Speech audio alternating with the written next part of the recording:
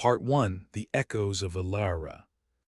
There's something oddly comforting about the hum of a starship, a lullaby sung by the heart of the cosmos. I stood aboard the Raptor's flame, an old, creaky freighter, feeling its pulse through the soles of my boots. They say the first ship you captain becomes part of you, and I'm inclined to believe them. The flame had been my home for nearly a decade, a loyal if cantankerous companion in a universe that seemed to constantly shift under my feet. Unfortunately, today wasn't about comfort or familiarity. Sometimes the universe throws a curveball that dismantles your carefully assembled plans and you're left scrambling to pick up the pieces. This was one of those days. 10 hours ago, I received a distress signal from the Elara Conflux, a bustling orbital hub known for its mind-bending architecture and rumored black market dealings. The voice was garbled, panicked, a plea wrapped in static. The message was clear enough: life support failing. Anyone out here, help us. Navigating the flame through the eerily empty space lanes towards the conflux, I couldn't shake the feeling that something was off. A distress signal from Elara was as rare as a heat wave on Pluto. It was one of those automated stations that could practically run itself. But here I was, playing the Good Samaritan, or maybe just a sucker for trouble. The conflux loomed ahead, a giant wheel of interlocking rings suspended against the black velvet of space. Even from here I could see the lights flickering like a dying candle, shadows dancing where they shouldn't. I took a deep breath, the recycled air of the flame tasting metallic and stale. "Look alive, crew," I called over my shoulder. "We're about to earn our keep." My crew, if you could call them that, consisted of two individuals who embodied the very spirit of questionable decision-making. There was Kala, our resident engineer, who had an affinity for patching things up with whatever was at hand, which included duct tape, chewing gum, and a prayer.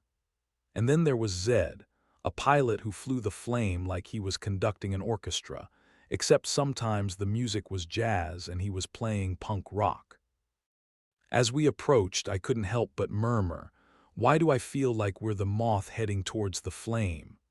Zed, never one to miss an opportunity for a jab, replied, "Because we are, Captain, but at least it's our flame." I set us down on one of the docking arms, the magnetic clamps clanking with a reassuring finality. The airlock hissed, opening into a dimly lit corridor. The silence was palpable, a void filled only by the distant thrum of machinery. We stepped inside, the door sealing behind us with a soft thud. "This place gives me the creeps," Kala said, her eyes scanning the dark recesses. "It's like one of those ghost stories you hear in bars, except we're the ones stuck in it." We pushed deeper into the conflux, navigating its labyrinthine passages. The architecture was a twisted, elegant dance of metal and light, though now marred by the shadows. There was no sign of immediate danger, but the air was thick with unease. Eventually, we stumbled upon the control center, or what was left of it. Consoles had been torn apart, wires dangling like entrails. The air smelled of ozone and fear. It hit me then, there was no one here, just us and the cold, indifferent machinery. "Captain, over here," Kala called out, her light catching something on the floor. A datapad cracked and flickering.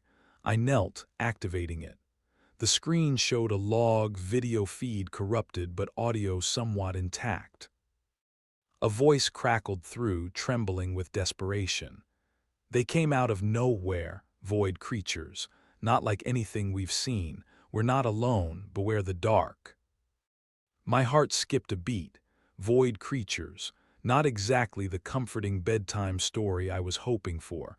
I glanced at Kala and Zed. "Looks like we're not alone after all." As if on cue, the conflux shuddered, a low rumble echoing through its hollow core. Lights flickered, casting eerie shadows that seemed to writhe like living things. I felt a cold sweat prick at my skin. "All right, change of plans. We need to find the source of this interference and get out of here. Fast." Zed grinned, though it didn't reach his eyes. And here I was thinking this would be one of those easy gigs. We moved through the station, every clank of metal underfoot amplified in the tense silence. All the while, I couldn't shake the sensation that we were being watched. I glanced behind me, catching fleeting glimpses of movement in the corners of my eyes. The deeper we went, the more alien the station felt. It was as if Elara itself was transforming, the walls pulsing with an organic texture, as though the conflux was alive, aware. The thought chilled me more than I'd care to admit. Then we found it, the source of the disturbance. A gaping hole in the fabric of reality, a swirling anomaly. It was mesmerizing and terrible, a kaleidoscope of color and absence, pushing and pulling against the boundaries of existence. Kala's eyes widened. What the hell is that? I shook my head, a mix of awe and dread washing over me. Nothing good, that's for sure.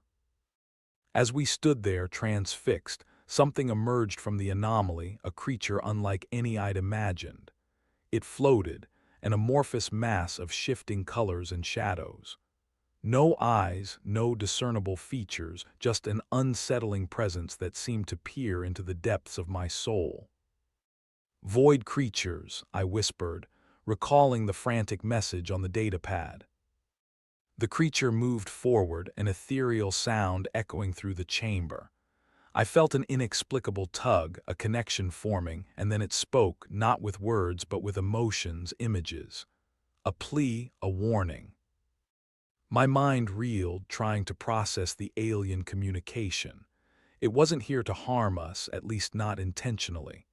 The anomaly had torn the fabric of their universe, spilling them into ours. They were as lost as we were.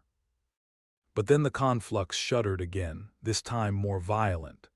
The anomaly was unstable, its energies threatening to tear the station apart. "Captain, we need to close that thing," Kala said urgently, "or we're all going to end up as stardust." I nodded, feeling the weight of the decision pressing down on me. But how? How do you close a hole in the universe? The creature sensed my dilemma, sending a flood of images. A console buried deep within the heart of the conflux. The way to stabilize the anomaly, to send them back. "All right," I said, determination flooding my veins. "We have a plan, let's hope it works." We raced through the station, each step bringing us closer to the console. Zed led the way, his dexterity a saving grace as we navigated collapsing corridors and malfunctioning doors. The conflux was fighting back, as if it had a will of its own, desperate to keep us from achieving our goal. Finally we reached it, the central core, a maze of wires and displays. I worked quickly, guided by visions from the creature, my fingers dancing over the controls. Lights flared, alarms blared, and with a final surge of determination, I initiated the sequence. The anomaly responded, its chaotic energies beginning to coalesce, drawn back into the void. The creature gave one last pulse of gratitude before it and the rift vanished, the conflux sighing in relief. We made our way back to the flame, a silence settling over us that was different from before. It was the quiet after a storm, a moment of reflection on everything that had transpired. As we buckled in, ready to leave the eerie station behind, I glanced at my crew. Kala gave me a tired smile. "You think this is one of those stories that gets better with age." I chuckled despite myself. "If we live to tell it, maybe. Let's get out of here." As the flame lifted off, leaving the Elara Conflux to its solitude, I couldn't shake the feeling that the universe had more surprises in store. But for now, we'd survived, and that was enough. However, one thing was certain, we'd never be the same, none of us. Part 2, Shadows of the Maelstrom. Space is a paradox of chaos and calm, a sea of stars that can both soothe and unnerve. As the Elara Conflux shrank into a distant pinprick behind us, I felt the familiar stirrings of unease replace the brief satisfaction of survival. Whatever echoes of the void had whispered their secrets in that abandoned station, they lingered, a phantom presence I couldn't quite shake. "What's our next move, Captain?" Kala asked, her voice cutting through the hum of the flame. I stared at the navigation display, a web of routes and possibilities stretching across its surface. Somewhere out there was an answer, but I didn't have the map to find it. "We're heading to the Maelstrom," I decided, surprising even myself. The Maelstrom was a cosmic enigma, a place where space twisted upon itself in swirling eddies, rumored to hold the lost and the forbidden. If there were answers, it would be there. Zed raised an eyebrow. "The Maelstrom, you sure you're feeling all right? That's not exactly the kind of place you stroll into uninvited." I grinned, though it lacked humor. When's the last time we were invited anywhere? The trip was uneventful, which was another way of saying it was an interstellar slog punctuated by bad coffee and Zed's questionable sense of humor. But as we drew closer to the Maelstrom, reality itself seemed to shift, the stars bending under some unseen weight. I felt the flame shudder, the transition to the anomaly as smooth as a roller coaster on a bumpy track. The Maelstrom was unlike anything I'd ever seen. A swirling vortex of cosmic debris and energy, it churned in a dance of light and shadow. Our sensors went haywire, the readings a garbled mess that only added to the growing tension. "Keep her steady, Zed," I ordered, though my voice was more hopeful than commanding. "Sure thing, Cap," he replied, his hands gliding over the controls with a confidence that belied the chaos outside. Just another day in paradise. As we maneuvered deeper into the Maelstrom, we caught sight of something that defied logic, a colossal structure floating within the turbulence. It was a ship, or what had once been one, its form twisted and torn by the Maelstrom's grip. The hull bore the scars of battle, ancient and mysterious symbols etched into its metal. "Is that an Adorian dreadnought?" Kala whispered, awestruck. The Adorians were legends, a race long thought extinct, their technology advanced beyond our wildest dreams.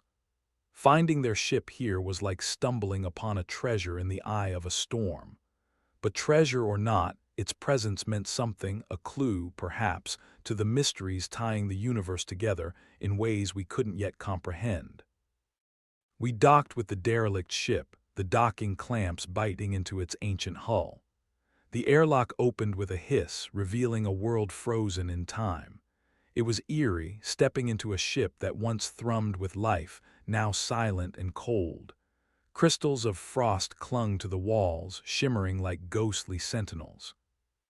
"Stay close," I cautioned, my voice echoing down abandoned corridors.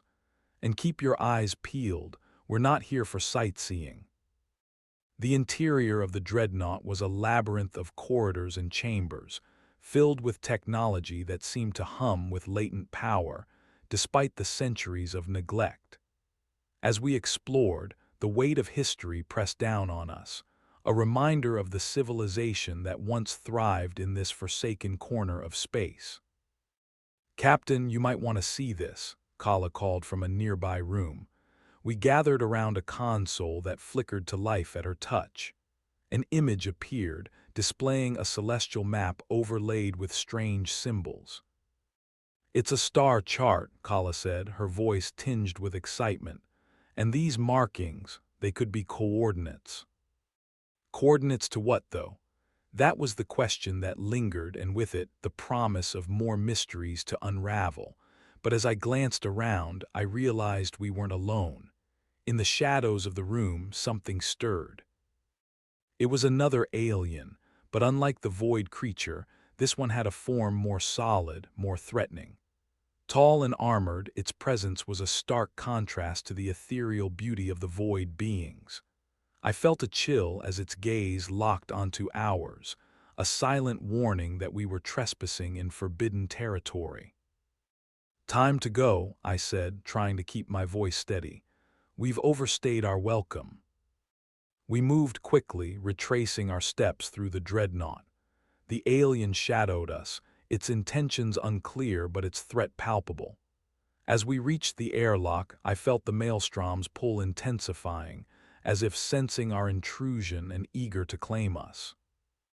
Back aboard the Flame, I fired up the engines, the ship shuddering as we disengaged from the Adorian vessel. The maelstrom roared around us, a tempest of cosmic chaos seeking to swallow us whole. Zed's deft piloting skills were put to the test as he maneuvered us out of the vortex, the stars slowly returning to their rightful places as we broke free. "Now what?" Zed asked, his easygoing demeanor barely masking the adrenaline coursing through him. I handed Kala the copied star chart, a weighty responsibility resting in her hands. "We decipher those coordinates. They might lead us to what the Adorians were searching for, or perhaps a way to prevent whatever's causing these anomalies." Our next destination was uncertain, our path fraught with danger and mystery. But as we set course for the unknown, something inside me felt right, a sense of purpose, of being part of something larger than myself. As the Flame glided through the stars, I couldn't help but chuckle, the absurdity of our situation not lost on me. "You know," I said, glancing at my crew, "just once I'd like a normal day." Kala rolled her eyes, though I could see the amusement tugging at her lips. Define normal. The universe was still vast and unknowable, a tapestry of secrets waiting to be uncovered. And as much as I longed for the mundane, the truth was, I wouldn't have it any other way. Part 3. The Labyrinth of Veshara.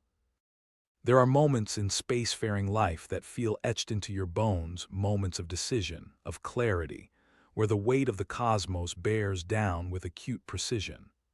I felt that weight now as I stood at the helm, our new course etched in starlight. The coordinates from the Adorian dreadnought pointed to a sector known as Veshara's Veil, an uncharted nebula shrouded in mystery and legend. The Flame soared through the void, the hum of the engines a constant companion.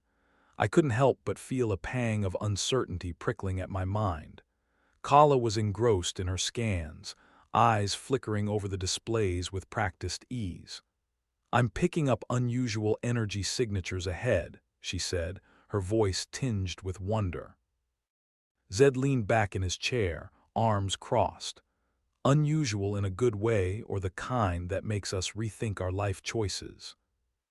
I chuckled, though the tension in my chest remained tight. Let's hope it's the kind that doesn't involve exploding. As we approached Veshara's Veil, the universe around us shifted. The nebula unfurled before us, a curtain of iridescent gases swirling in hues of purple and blue, like a living painting against the backdrop of endless night. The Flame glided forward, enveloped by the nebula's embrace, the tendrils of gas weaving through space with ethereal grace. But beauty, I knew, often concealed danger. "Proceed with caution," I advised, feeling the familiar surge of adrenaline. "This place has a reputation." Almost immediately, our sensors began to scramble, the rich tapestry of the nebula interfering with systems in unpredictable ways. The readings danced erratically, defying any attempt at logic. It was as if the veil itself was a living entity, curious and capricious. "We're not going to be able to rely on instruments here," Kala warned, her frustration palpable. "We'll have to go by gut." Zed smirked, tapping his temple. "Lucky for you, my guts never led us astray."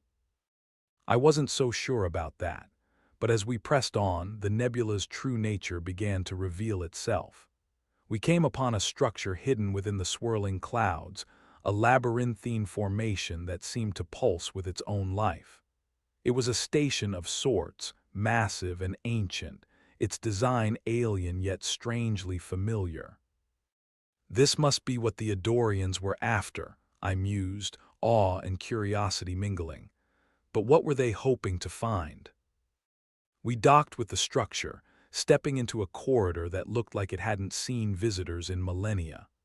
The walls were adorned with intricate carvings, telling stories in a language I couldn't read but felt I could almost understand. They whispered of journeys and trials, of knowledge gained and lost. "Let's split up and cover more ground," I suggested, the weight of the place pressing down on me. "Keep comms open." Kala and Zed nodded, disappearing down separate corridors while I ventured deeper into the station. The air was thick with a sense of history, each step a reminder of the countless beings who'd walked these halls before me. Lost in thought, I nearly missed the shift in the atmosphere. A soft hum resonated through the metal, vibrating in my bones. It was then I realized I wasn't alone. From the shadows emerged another alien, its form flickering with an ethereal light. It was different from the void creatures we'd encountered at Elara, more defined but still otherworldly.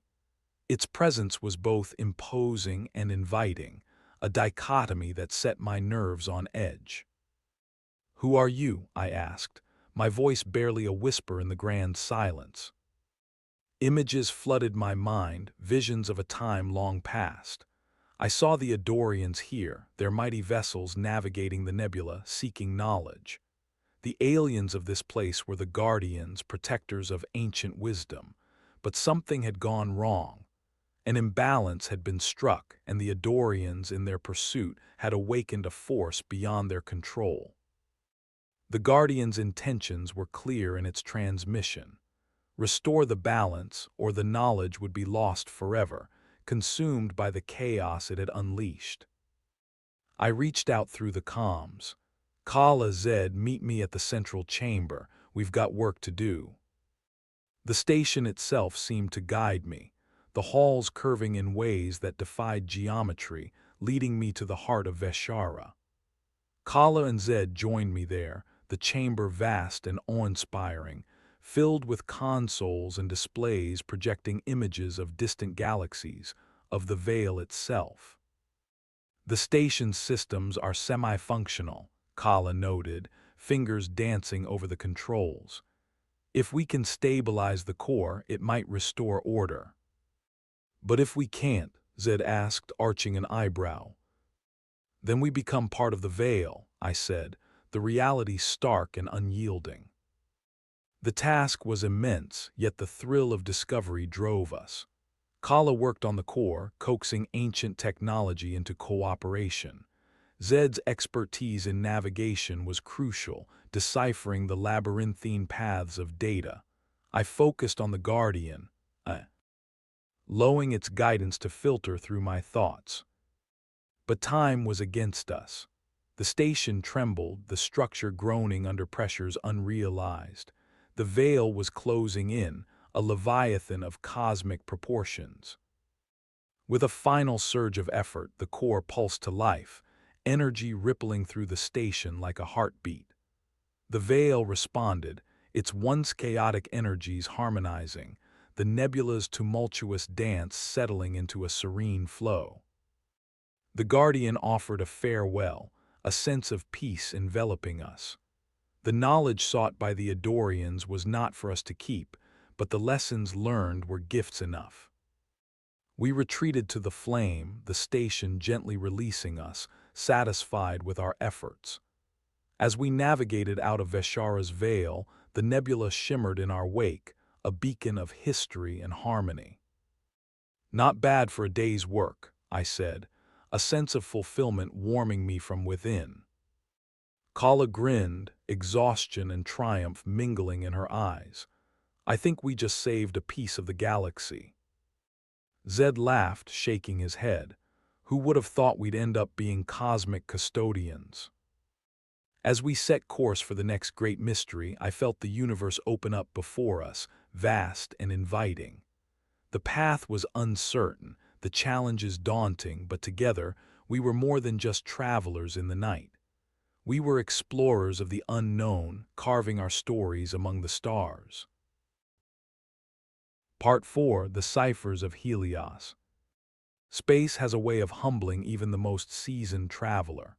It's a reminder of how vast and inscrutable the universe truly is, a cosmic ocean where each star is a distant island of secrets. The Raptor's flame slipped through this endless sea, carrying us towards our next destination, Helios Station, a research outpost on the edge of the Hesperus Rift. The coordinates from the Adorian star chart had piqued our curiosity. They pointed here, a beacon among the stars, and while I couldn't shake the feeling of being a cosmic detective, I knew the stakes were higher than mere curiosity. There was something waiting for us at Helios, something that could tip the scales in the ongoing mysteries we faced. Helios Station is just ahead, Zed announced from the cockpit, his hands steady on the controls. The station loomed on the horizon, a spindly web of steel, and light against the backdrop of swirling gases from the rift. Kala joined me at the viewport, her gaze thoughtful. "You think they know we're coming?" she asked, her fingers idly tapping the frame. I shrugged, a mix of anticipation and apprehension bubbling within me. If they don't, I hope they're friendly to unexpected guests. Docking went smoothly, the Flame's landing gear latching onto the station with a reassuring clunk. As the airlock cycled open, we were greeted by a blast of cold, sterile air. The interior of Helios Station was a stark contrast to the vibrant chaos of the Veshara Vale, its corridors sleek and efficient. We were met by a single figure, a woman with sharp eyes and a presence that commanded attention. Her hair was cropped short, its silver hue catching the artificial lights like starlight in motion. "Welcome to Helios Station," she said, her voice clipped but not unwelcoming. "I'm Dr. Elara Voss, chief researcher here. What brings you to our little corner of the cosmos?" I stepped forward, extending a hand. "Captain Ethan Dre, we're here following some unusual coordinates. They led us to your station." Dr. Voss raised an eyebrow, skepticism mingling with curiosity. "Coordinates, you say? Interesting. We've had our share of strange occurrences lately." As we walked through the station, Voss explained. Helios was dedicated to studying the Hesperus Rift, a region of space notorious for its gravitational anomalies and unpredictable energy surges. But recently, they'd detected fluctuations beyond anything they'd seen before. The disturbances were concentrated around a particular section of the rift, the same section our coordinates pointed to. As she spoke, I noticed the tension underlying her words. There was more to this story, layers of truth buried beneath official reports. "Sounds like you could use a hand," I offered, catching Kala's nod of agreement. Voss hesitated, then nodded.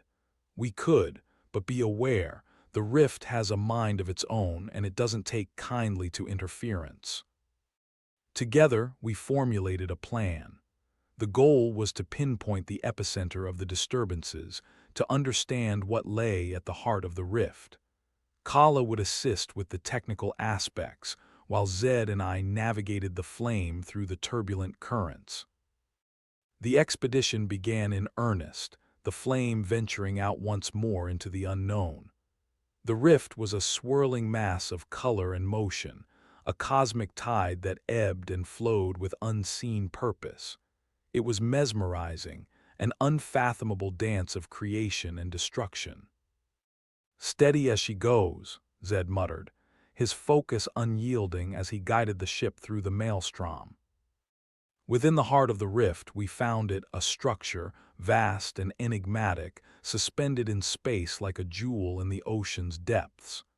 It was ancient, its design echoing that of the Adorian dreadnought, yet different.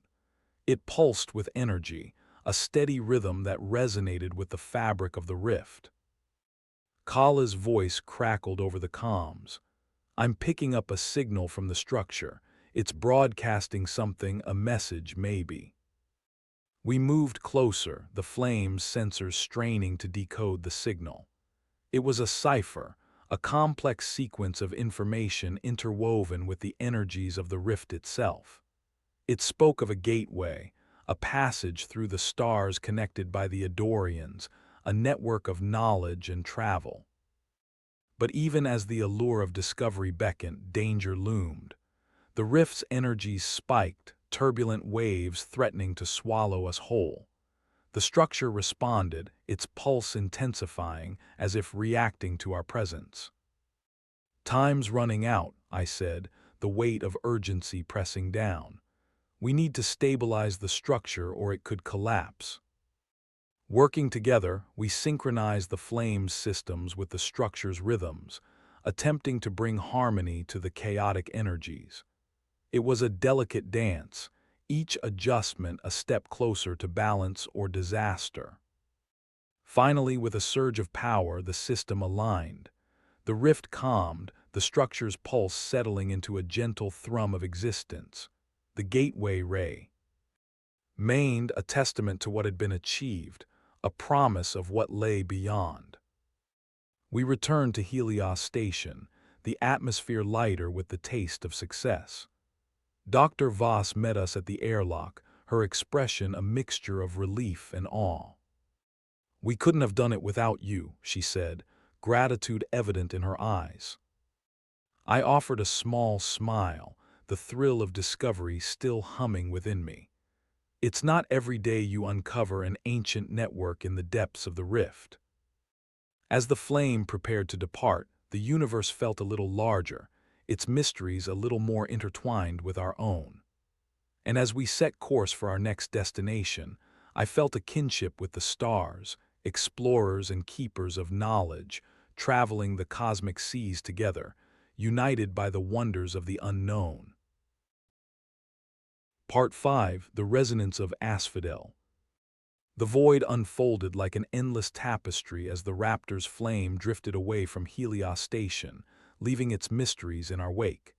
Each star was a promise, each shadow a lingering question. Asphodel was next on our itinerary, a world shrouded in legend and half-whispered tales. It was rumored to be a garden of impossibilities, a sanctuary hidden within a nebula, untouched by the hands of time. The coordinates gleaned from the Adorian star chart had whispered its name, and the pull of destiny urged us forward. Our destination lay within the Cerulean Drift, a region known for its unpredictable magnetic fields and breathtaking cosmic vistas. The journey was a quiet one, filled with the soft hum of the flame's engines and the gentle banter of the crew. Kala was deep in research, her eyes alight with curiosity as she delved into the data we'd gathered from the rift. Zed kept his hands on the controls, ever vigilant, while my thoughts drifted into the cosmos, pondering the vastness of our journey. Asphodel revealed itself slowly, the nebula parting like a theater curtain to unveil a planet bathed in ethereal light. It was beautiful, a jewel of blues and greens suspended in the void. Lush forests carpeted its surface, with strange flora reaching skyward, their colors a vibrant symphony against the velvet expanse. "We're here," I said, my voice tinged with awe. "Welcome to Asphodel." Zed shook his head, a wry smile playing on his lips. "I half expected it to be a myth, but look at that, a paradise tucked away in the stars." We descended through Asphodel's atmosphere, the thick canopy of trees parting to reveal a clearing. As the flames settled onto solid ground, the cacophony of unseen creatures echoed through the air, a song of life and mystery. The airlock opened to a world ripe with scent and sound, the earthy aroma mingling with the soft rustle of leaves in the gentle breeze. It was a sensory feast, a stark contrast to the sterile environments of space stations and starships. "Feels like stepping into a dream," Kala murmured, her eyes wide as she took it all in. We ventured forth, leaving the flame behind as we explored the verdant expanse. The flora was unlike anything we'd encountered, each plant a wonder unto itself, some glowing softly in the shadows, others towering like ancient sentinels. Here and there we caught glimpses of creatures, beings of light and shadow, flitting between the trees with a grace that was both mesmerizing and elusive. As we delved deeper, the landscape began to change, the foliage parting to reveal structures half consumed by nature. They were remnants of a civilization long past, their stone facades etched with symbols that resonated with echoes of the Adorian language. "It's incredible," Kala breathed, her fingertips tracing the carvings. "This place, these ruins, they're ancient. Who built them?" A soft trill interrupted our musings, a song that resonated with the very air around us. From the shadows emerged a being, unlike anything we could have imagined. It was avian in form, with plumage that shimmered in iridescent hues, eyes reflecting the light of 1,000 stars. It regarded us with an intelligence that was both warm and fierce, a guardian of this forgotten world. "You have journeyed far," it communicated, not with words but with thoughts, emotions woven into a tapestry of understanding. The revelation was both humbling and exhilarating. This was Asphodel's secret, a world preserved by its guardians, a sanctuary of life and knowledge untouched by time's decay. "We seek answers," I replied, hoping to convey the sincerity of our quest. "The Adorian star chart led us here. What is the purpose of this place?" The guardian shared its story, images and emotions cascading through my mind. Asphodel was a nexus, a convergence of the cosmic energies that flowed through the universe. It had been protected by the ancients, a refuge for those seeking enlightenment and peace, a place to preserve the balance of all things. Yet not all who sought the garden did so with pure intentions. There were those who would exploit its power, disrupt the harmony that sustained it. "We mean no harm," Kala assured, stepping forward, her voice earnest. "We only want to understand."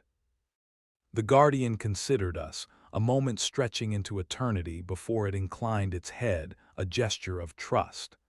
"The choice is yours. Preserve the harmony or leave it undisturbed." We spent the hours that followed immersed in the world of Asphodel, learning from its myriad wonders, weaving its knowledge into our understanding.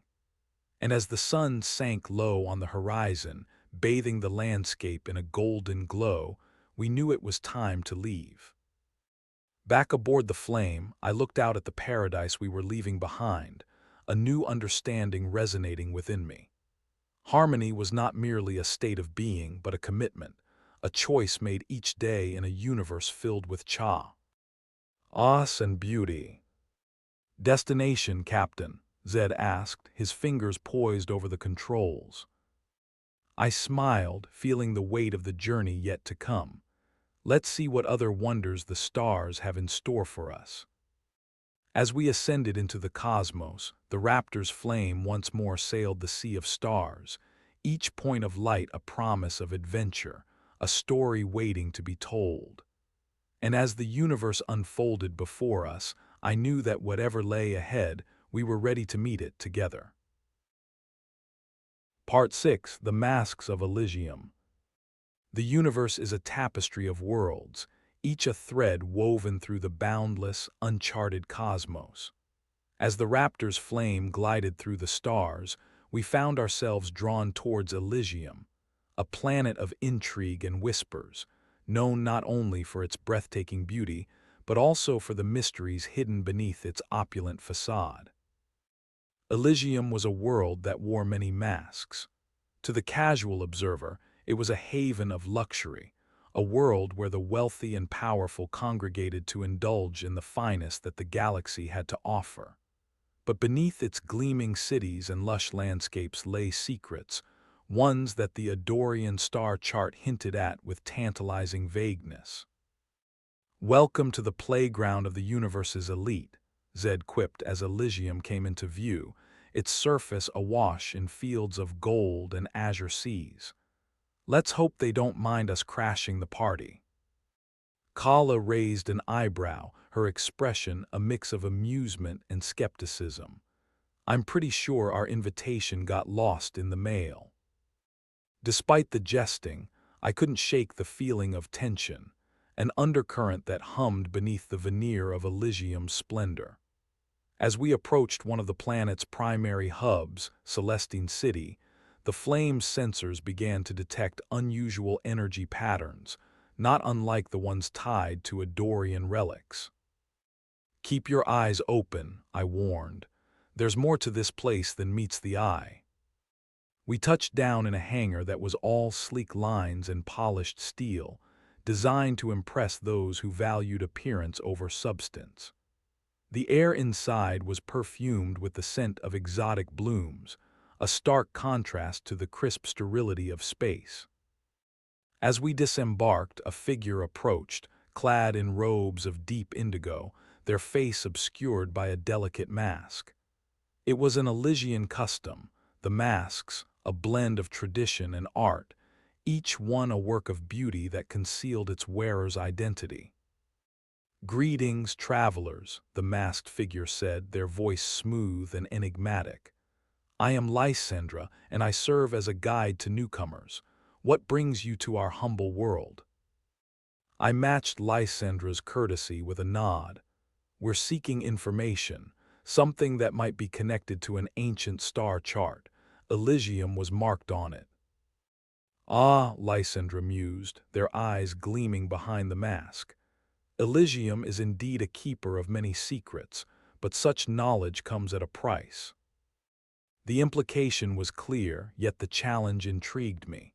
I agreed to their terms, willing to navigate the labyrinth of Elysian politics if it meant uncovering the truth. Lysandra led us through the city, a marvel of architecture that seemed to shimmer and breathe with life. The streets were bustling with masked denizens, a kaleidoscope of colors and whispers. Our journey took us to the heart of Celestine City, where a grand pavilion stood, its domed roof etched with constellations that seemed to move of their own accord. Inside, the air was thick with anticipation, the walls adorned with artifacts and relics from across the galaxy. Lysandra gestured to a particular piece, an orb that pulsed with an inner light, its surface inscribed with the same symbols we'd seen on the Adorian dreadnought. "This is what you seek," they said. "An Adorian cipher, one of the few remaining on Elysium. It holds fragments of knowledge left by those who came before us." As I moved to examine the cipher, the orb flared brightly, its light casting intricate shadows that danced across the pavilion. I felt a resonance, a connection that thrummed with untapped potential. The cipher was a key, connected to the network we discovered in the Hesperus Rift, its knowledge waiting to be unlocked. Before we could delve deeper, a commotion erupted at the entrance. A group of figures entered, their presence commanding, their masks adorned with intricate filigree that marked them as members of Elysium's ruling echelon. Their leader stepped forward, their gaze piercing beneath the mask. "We have guests," they announced, their tone a blend of authority and curiosity. "And it seems they have taken an interest in matters beyond their understanding." The tension in the pavilion escalated, a palpable energy that could tip into conflict or cooperation. I met the leader's gaze, hoping to navigate the delicate balance between discovery and diplomacy. "We seek knowledge, nothing more," I replied, my voice steady. "The cipher is part of a larger network. Understanding it could benefit us all." The leader considered my words, the silence stretching into a moment of decision. Then, with a nod, they gestured for us to proceed. "Very well, but tread carefully. The secrets of the Adorians are not to be taken lightly." With the leader's permission, we set to work, Kala and I deciphering the orb's code while Zed kept a watchful eye on the proceedings. As the cipher unraveled, its secrets unfolded before us, a map not just of coordinates, but of ideas and connections, linking nodes scattered across the galaxy. "These," Nodes, when activated, promise to unlock a wealth of knowledge and possibilities, a legacy left by the Adorians to those who dared to follow their footsteps. As the pieces fell into place, I realized the enormity of what we'd discovered.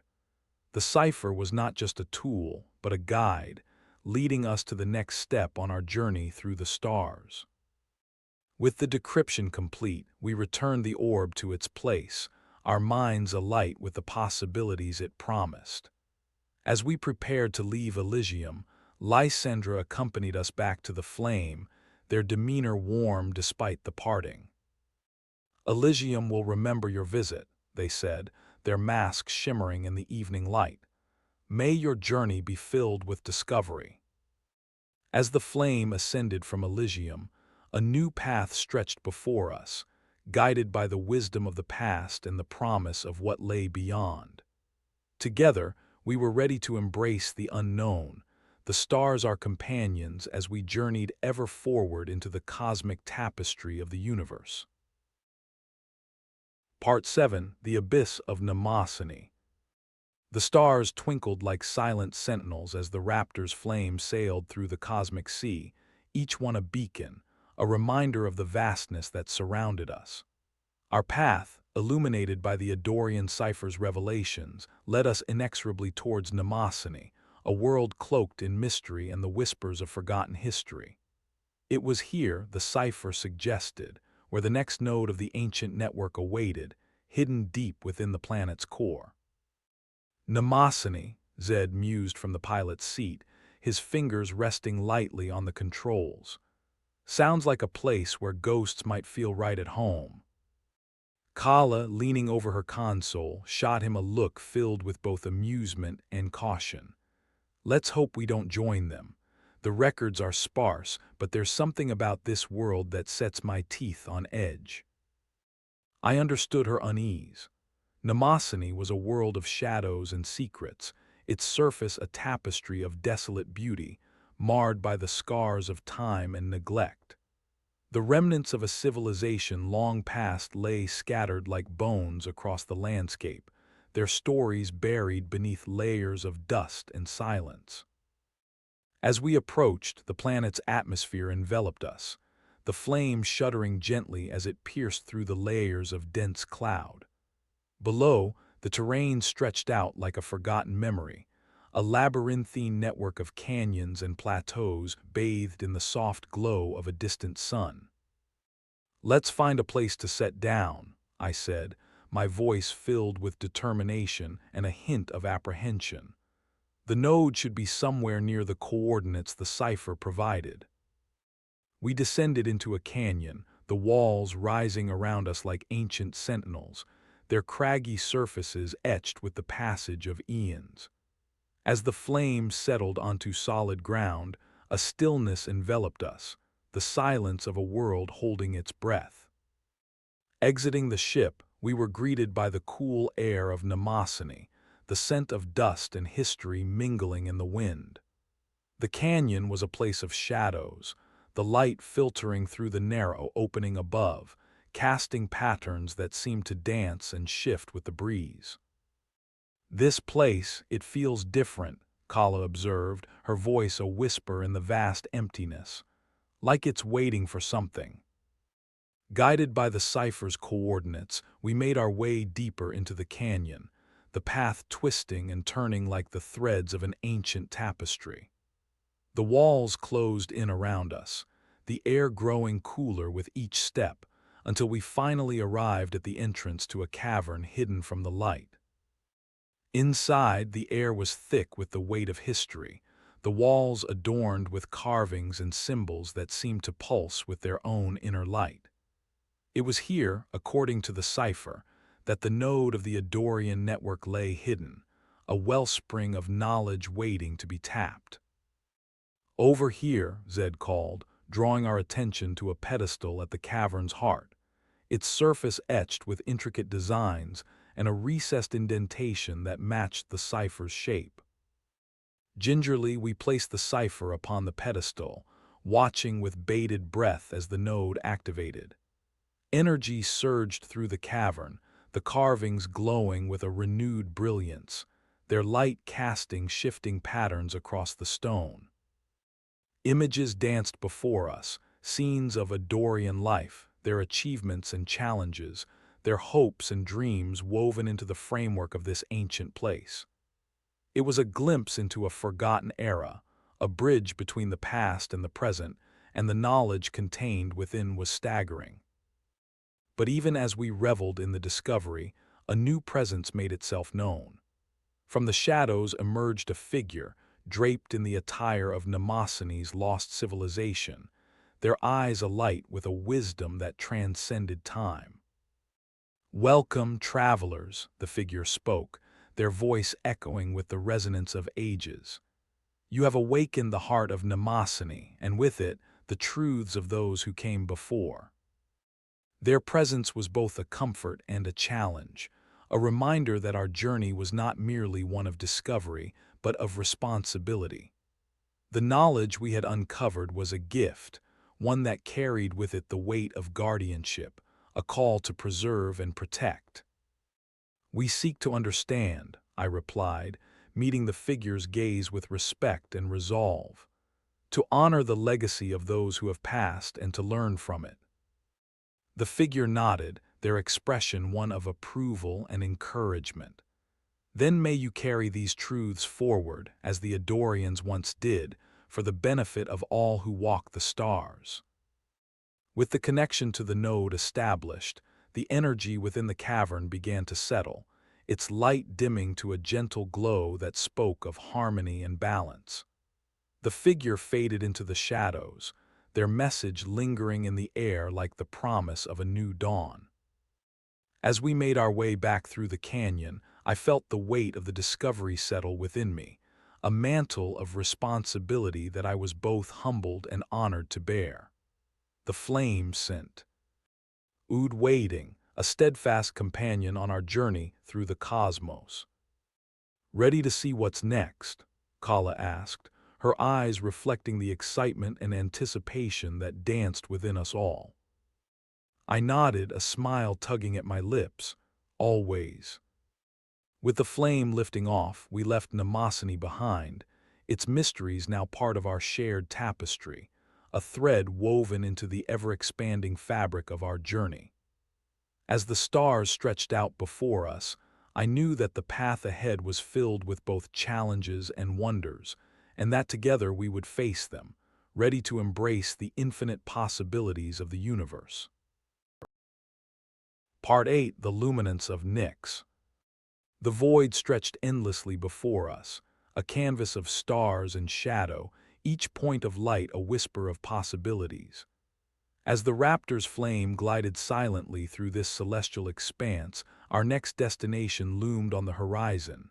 Nyx, a planet shrouded in perpetual twilight where the sun was a distant memory and the night reigned eternal. The Adorian cipher had hinted at secrets buried within the heart of Nyx, knowledge entwined with the fabric of its darkness. Our previous encounters had taught us to tread carefully, to embrace the balance between curiosity and caution as we navigated the mysteries of the cosmos. Nyx appeared as a dark jewel against the backdrop of space, its surface cloaked in a veil of shadow and light. The planet's atmosphere was rich with luminescent gases, casting an eerie glow over the landscape below. As we descended, the flame's sensors picked up faint traces of energy, patterns that danced like fireflies in the night. "Nyx," Zed murmured, his eyes scanning the readings. "I hope it's as inviting as it looks." Kala leaned over the console, her fingers brushing the keys with deft precision. "The energy signatures are fluctuating. Whatever's down there, it's not static."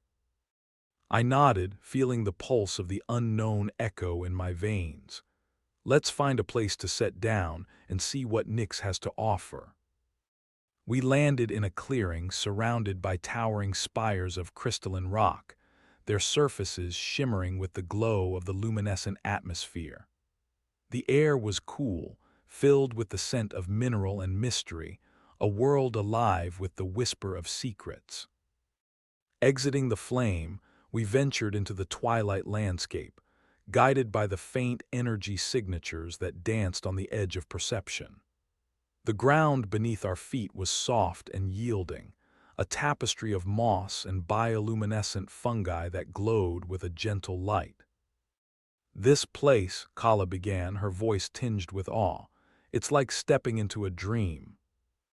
The terrain undulated before us, a series of gentle hills and valleys that seemed to breathe with the rhythm of the planet itself. As we moved deeper into the heart of Nyx, the energy signatures grew stronger, their patterns weaving a complex melody that resonated with the very air. "Whatever's generating these signals, it's close," Zed said, his gaze focused and intent. The path led us to a cavern hidden beneath the arches of rock, its entrance framed by vines that glowed like tendrils of moonlight. Inside, the air was alive with a hum of energy, the walls lined with crystalline formations that pulsed softly, mirroring the cadence of the signals. At the cavern's heart stood an altar, ancient and mysterious, its surface inscribed with symbols that glowed with an inner luminescence. It was here, according to the cipher, that the next node of the Adorian network lay hidden, a beacon of knowledge waiting to be awakened.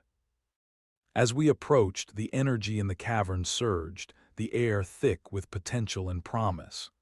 With careful precision, we activated the node, watching as the symbols flared to life, their light casting intricate patterns that danced across the walls. The node revealed images and sounds, echoes of a time when Nyx was a thriving world, its inhabitants masters of light and shadow, weaving their lives into the very essence of the planet. They had harnessed the energy of the night, using it to create wonders beyond comprehension. Yet the knowledge contained within the node came with a warning. The balance between light and darkness was delicate, and disrupting it could have unforeseen consequences. The Adorians had understood this, had respected the harmony that sustained Nyx and its mysteries. As the node's revelations faded, a new presence emerged from the shadows, a being of light and shadow, its form shifting and fluid, eyes reflecting the glow of the cavern. "You have awakened the heart of Nyx," it communicated, its voice a harmonious blend of light and sound. "What is your purpose here, travelers?"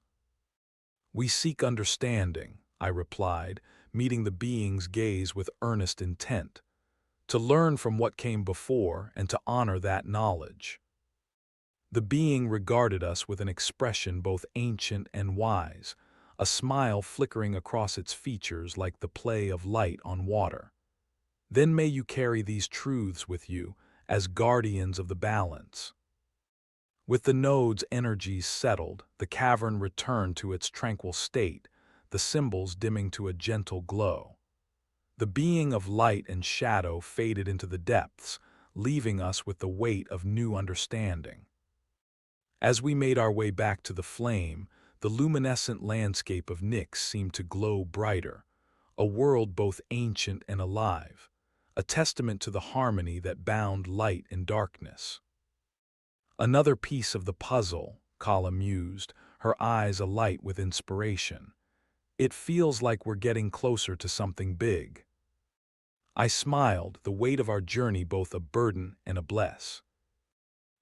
Closer, yes, but the path is still long." With the flame lifting off, we left Nyx behind, its mysteries now a part of us, a thread woven into the tapestry of our exploration. As we set course for the next unknown, I felt a sense of anticipation and purpose, knowing that the stars held infinite possibilities, and that together we were ready to embrace them. Part 9: The Crucible of Sagitta. The Raptor's flame journeyed onward through the vast expanse, our path illuminated by the echoes of past discoveries and the promise of those yet to come. The Adorian network, a web of ancient wisdom, guided us to our next destination. Sagitta, a rogue world suspended on the precipice of a nebula, shrouded in the enigmatic glow of ionized gases. Sagitta was known in whispers and stardust tales as the Crucible, a place where the very laws of nature were said to dance to a different tune. The Adorian cipher had suggested that it held the next node, a beacon entwined with the cosmos itself, pulsing with the heartbeat of the universe. As we neared Sagitta, the nebula's luminous tendrils unfurled before us, weaving a tapestry of color and motion that defied the confines of reality. The flame's sensors registered fluctuations, readings that flickered and wavered like a mirage on the edge of perception. "This place is a physicist's fever dream," Zed remarked, his voice tinged with both awe and apprehension. "Nothing about these readings makes sense." Kala chimed in, her eyes glued to the data streaming across her console. "The gravitational fields are fluctuating. It's like the laws of physics are being rewritten in real time." I nodded, feeling the weight of the unknown settle around us. Let's hope we're ready for whatever Sagitta throws our way. We descended through the ethereal haze, the flame navigating the currents of the nebula with the precision of a dancer.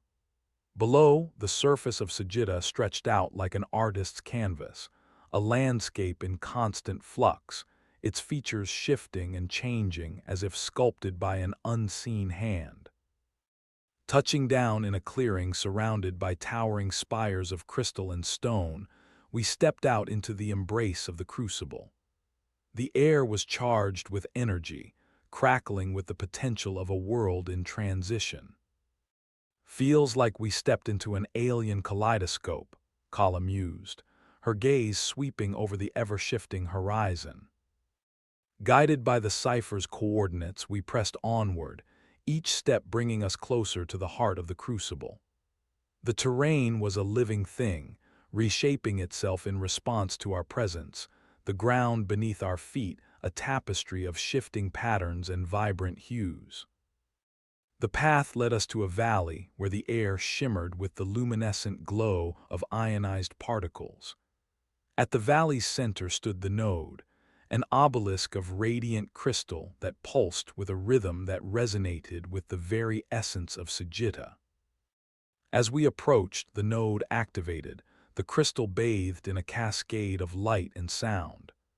Energy surged through the valley, the ground beneath us thrumming with the cadence of a world alive. The node's revelation unfolded in a tapestry of vision and sound, offering glimpses into the nature of the Crucible. Sagitta was a nexus of creation and destruction, a place where the boundaries of reality were blurred, where the cosmic dance of energy and matter reached its zenith. Yet the node also bore a warning, a reminder of the delicate balance that sustained the Crucible.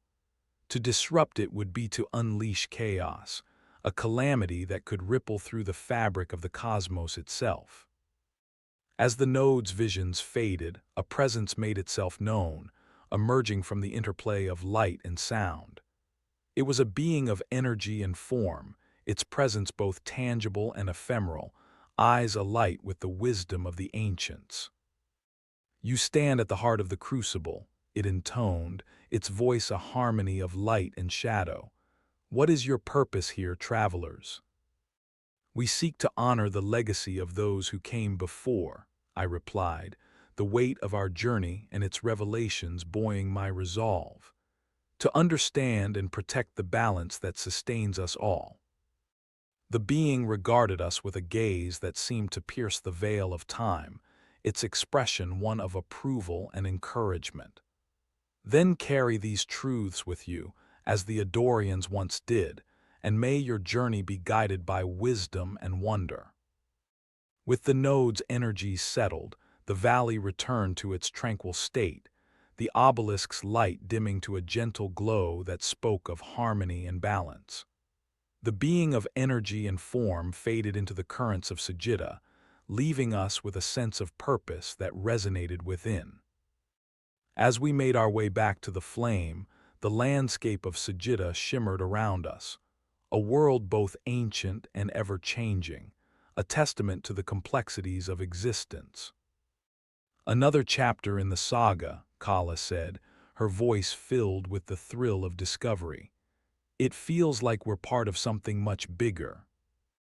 I smiled, the weight of our journey both a challenge and a reward. Indeed, and our path is still unfolding. With the flame lifting off, Sagitta receded into the nebula's embrace, its mysteries now woven into the tapestry of our exploration. As we set course for the next unknown, I felt a sense of anticipation and purpose, knowing that the stars held infinite wonders. And that together, we were ready to embrace them. Part 10: The Symphony of Celestia. In the vast, unyielding silence of space, the Raptor's flame was a solitary note drifting through an endless composition of stars.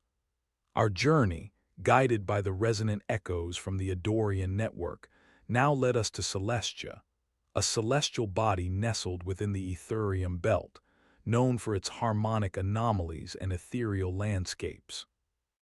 Celestia was a world of sound, where frequencies intertwined with matter, creating a living symphony that thrummed with the heartbeat of the universe.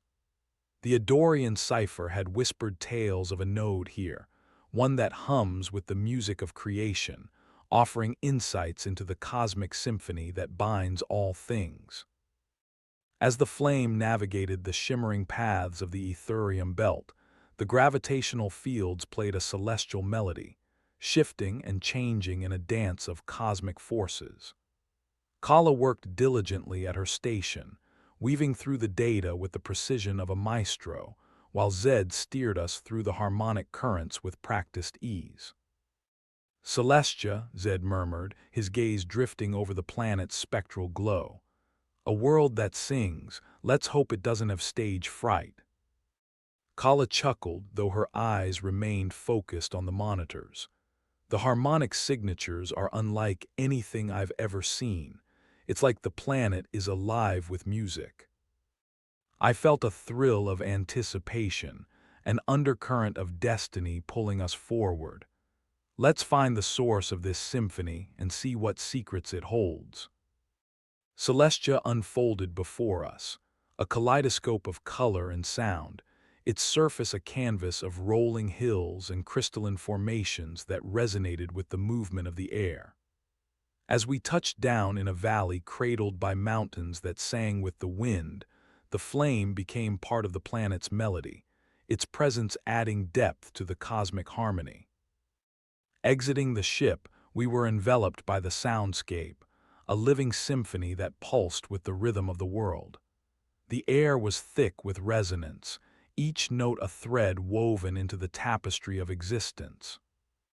"This is incredible," Kala breathed, her voice a whisper against the chorus of sound.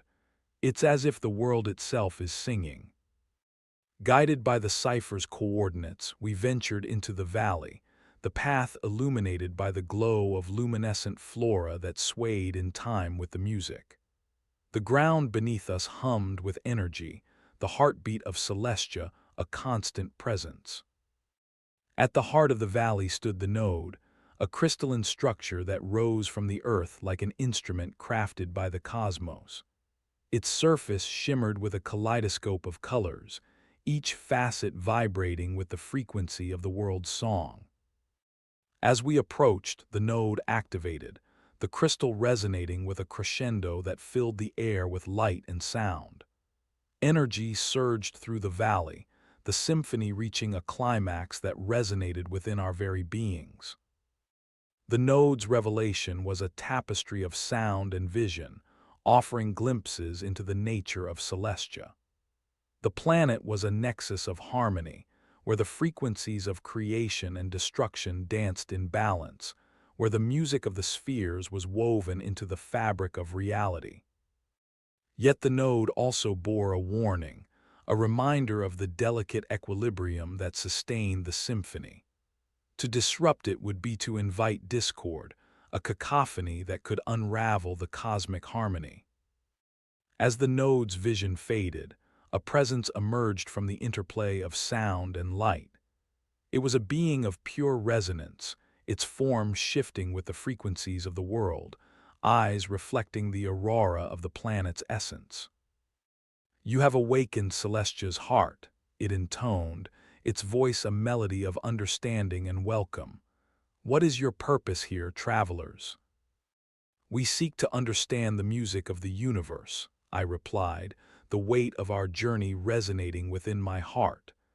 "To learn from it and to honor the balance it represents." The being regarded us with a gaze that seemed to see into the core of our beings, its expression one of acceptance and encouragement. "Then carry this harmony with you, as the Adorians once did, and let it guide your steps."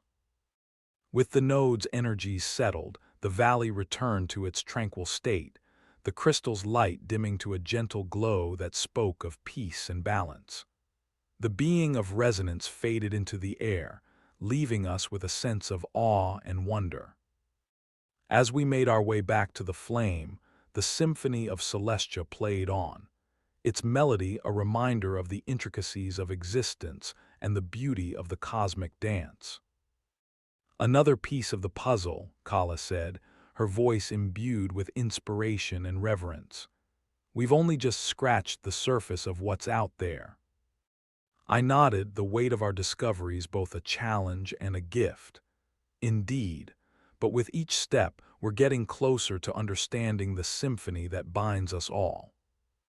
With the flame lifting off, we left Celestia behind, its music now part of our shared story, a thread woven into the fabric of our exploration. As we set course for the next mystery, I felt a sense of anticipation and purpose, knowing that the universe was filled with infinite wonders, and that together we were ready to embrace them.